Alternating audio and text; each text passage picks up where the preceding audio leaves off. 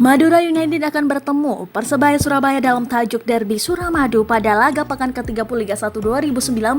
Digelar Senin 2 Desember 2019 pukul 18.30 waktu Indonesia Barat. Ini merupakan pertemuan ke-6 kalinya selama musim 2019. Pelatih Madura United Rasiman mengungkapkan timnya memasang target 3 poin pada laga Derby Suramadu ini. Walau begitu, Rasiman menyebutkan jika laga menghadapi Persebaya Surabaya bukanlah hal mudah. Kenapa tidak mudah? Hal itu lantaran Madura United dan Persebaya sama-sama sudah bertemu sejak 5 kali selama musim 2019. Laga Derby Suramadu Madura United versus Persebaya Surabaya akan tersaji di Stadion Gelora Bangkalan Senin 2 Desember 2019.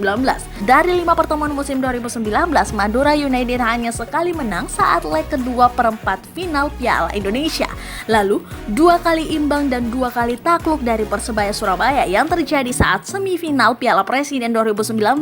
Karena itu, Rasiman berharap pemain Madura United benar-benar siap menghadapi Persebaya Surabaya. Kata dia, kesiapan tim dan kerja keras di lapangan yang akan menentukan laga tersebut, baik aspek taktik, fisik, dan juga mental. Sedangkan pelatih Persebaya Surabaya Aji Santoso tidak kalah optimis menghadapi pertandingan syarat gengsi ini.